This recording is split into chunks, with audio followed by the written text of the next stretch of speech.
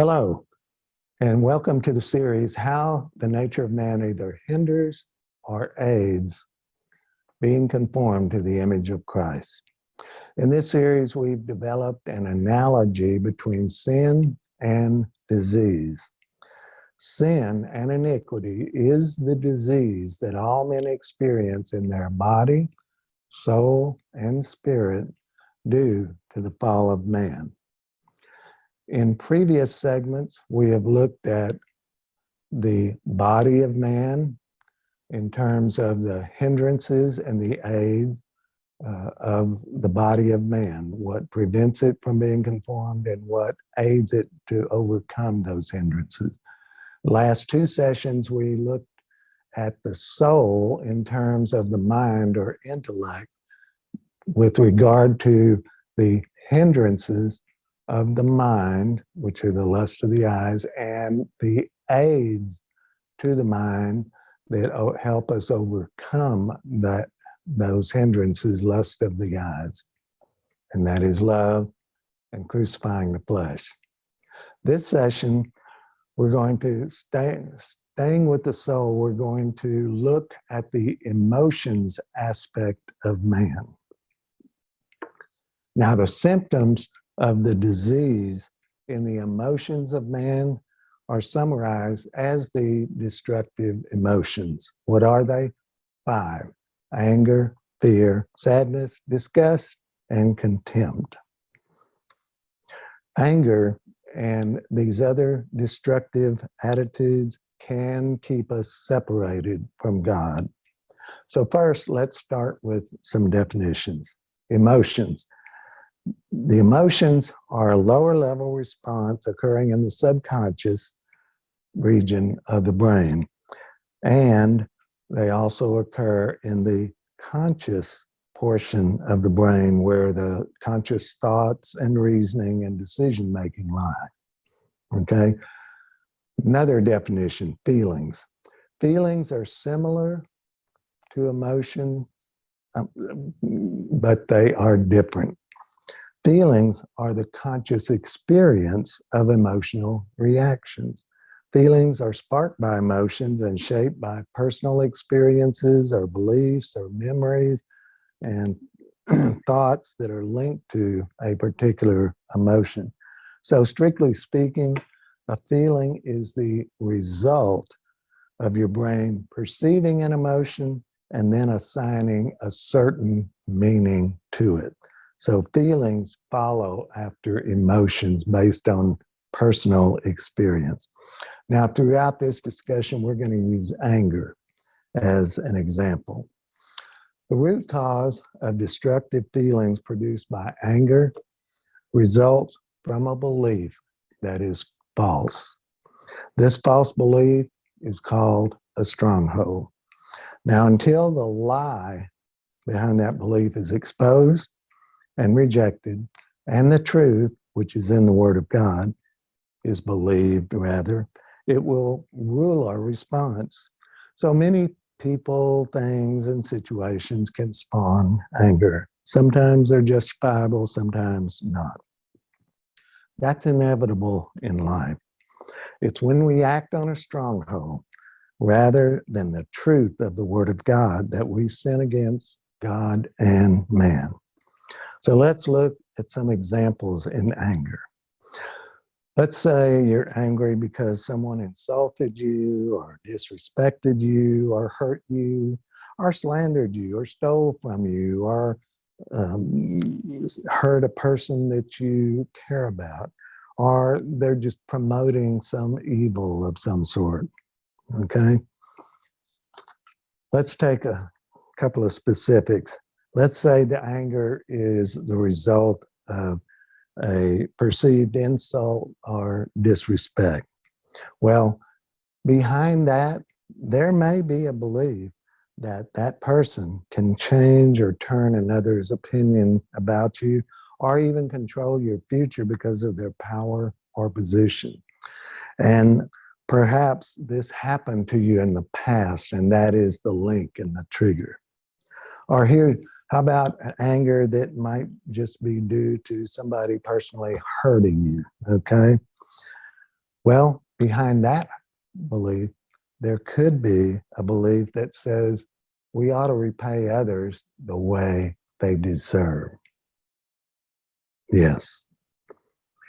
You see, every ungodly response in thought, word, or deed due to such strongholds is sin.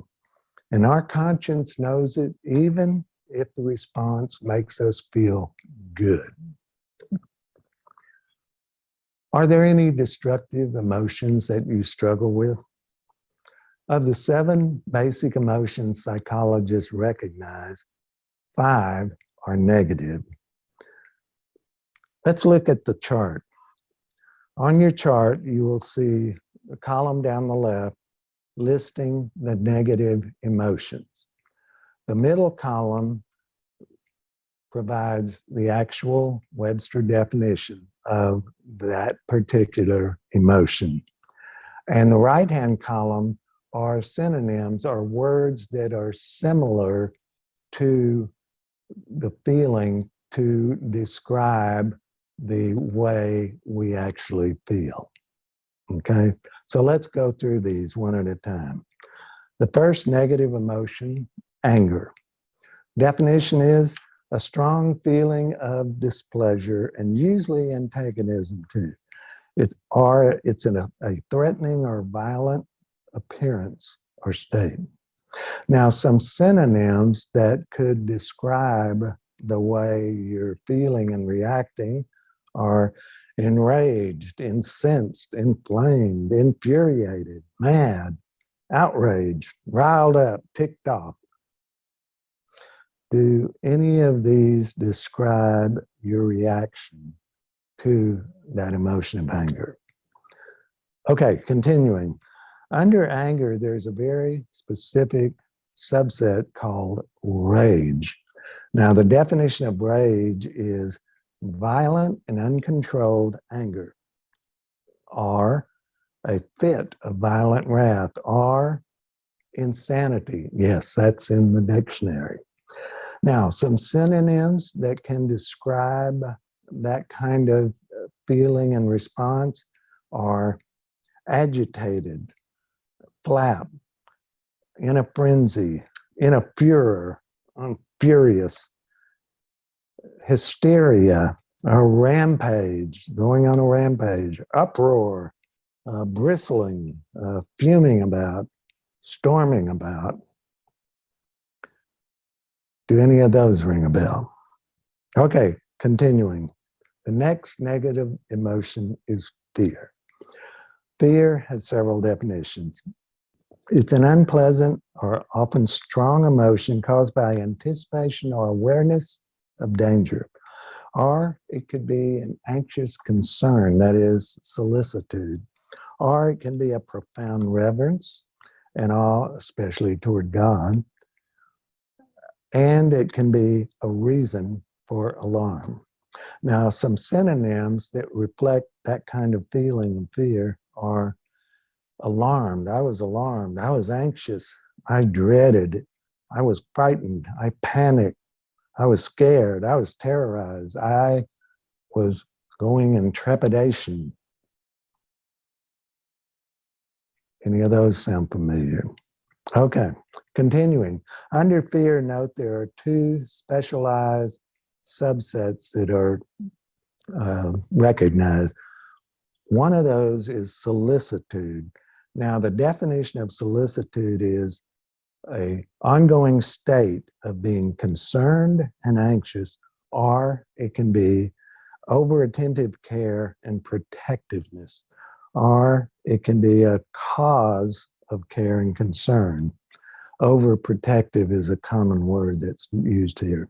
Now, synonyms of solicitude that would invoke that kind of response are I care, or I'm concerned about, or I have solicitude, I have anxiety about, I have worry about. Any familiar there? Going on, under fear, the second specialized category of fear is danger. Danger is defined as exposure or liability to injury, pain, harm, or loss. Now, some of the synonyms describing that feeling in us is distress. I was in harm's way. I was in jeopardy. I was in peril. I was in risk. I was in trouble. Okay. Moving on. The next negative emotion is noted as disgust. Disgust has several definitions as well. First, it's a marked aversion aroused by something highly distasteful, or it's to provoke to loathing or repugnance or aversion, or it's to cause one to lose an interest or intention.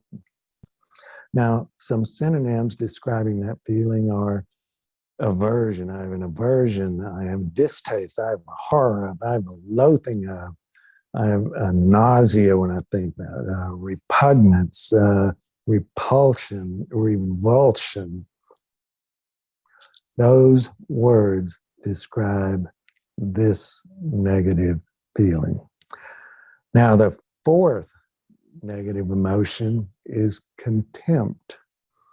Contempt, by definition, is the state of mind of one who despises, and or it can be the lack of respect or reverence for something, and it could be willful disobedience to or willful disrespect. Synonyms, pretty straightforward: despise, scorn, and so forth. Now, there's two called out types of contempt. One is sarcasm. The definition of sarcasm is a sharp utterance designed to cut or to give pain, or it could be a mode of wit depending on bitter, caustic, and often ironic language, usually directed against an individual. Now, some of the synonyms reflecting that kind of attitude are a barb. He spoke barbed. Cut. He cut me down. He dig. He gave me a dig. He dissed me, meaning disrespect. He insulted me. He offended me. He outraged me. He poked me. He put me down. He slighted me. He slurred me. Okay? The second special category of contempt is scorn. Scorn and sarcasm are similar, but they're very different. Listen, definition of scorn is open dislike and disrespect or mockery, often mixed with indignation. Or it can be an expression of contempt or derision, or it could be an object of extreme disdain, contempt, or derision. Synonyms reflecting that attitude are disrespect or dissed. He is put on his high hat. He looked down on me. He slighted me. He sniffed at me. He snubbed me. Okay? The last of the five negative emotions, sadness. Sadness is defined as being affected with grief or unhappiness, or downcast, or regrettable and deplorable, or of little worth. Now, the synonyms, words that reflect this kind of attitude of sadness, there's a bunch. He was blue. He was cast down. He was crestfallen. He was dejected. He was depressed. He was despondent. He was down. He was down in the mouth. He was down in the dumps. He was droopy. He was forlorn, gloomy, glum, hangdog, heartbroken, heartsick, heartsore, heavy-hearted, joyless, melancholic, miserable, mournful, sorrowful, sorry, unhappy, wretched. Do any of those words bring out a familiar experience of sadness? Now, Of those 5 negative emotions, by the way, the 2 positive emotions that psychologists recognize are happiness and joy. And concerning relationships, on these negative 5, the top 2 most destructive negative emotions that destroy or kill relationships, especially marriages here, especially marriages, are what? Anger and contempt. This is my idea. This is psychologist studies. Top 2 negative emotions destroying relationships, especially marriages, anger and contempt. So closely examine these 2 in all your relationships as well as the others. Okay? Now, if one or more of those stand out, it's time to ask the Lord, why does this situation, this event, this person trigger this emotion, and why do I respond thusly? A stronghold, that is a false premise or assumption or belief, could be the why that you need to understand. So, in light of these, let's go back to your earlier rating of your emotional well-being in session 2, and let's reevaluate yourself now in light of the more detailed insight concerning these emotions. Okay? And just by way of recap, the 5 scores that you can give yourself range from a 1, which is, yeah, I see these hindrances of these negative emotions pretty much rule in my aspect of emotional being conformed to the image of Christ. That's a 1. The emotions, negative emotions rule. 2 is, I see evidences of changes in this aspect of my emotions. A 3 is, I have definitely made significant changes in this aspect of my emotions and walking with God. Or 4 is, I can see more of Christ in me now than I can of the old man in this aspect of my emotions. Or finally, a 5 is, I hold myself, like Paul did, as an example in this aspect of my walk. Follow me as I follow Christ. So take some time, do a introspective and prayerful reevaluation of emotions and how close those are in your walk being conformed to the image of Christ. Now, next session, we're going to, continuing with the emotions, we're going to look at the aids to help a man overcome the hindrances of the negative emotions.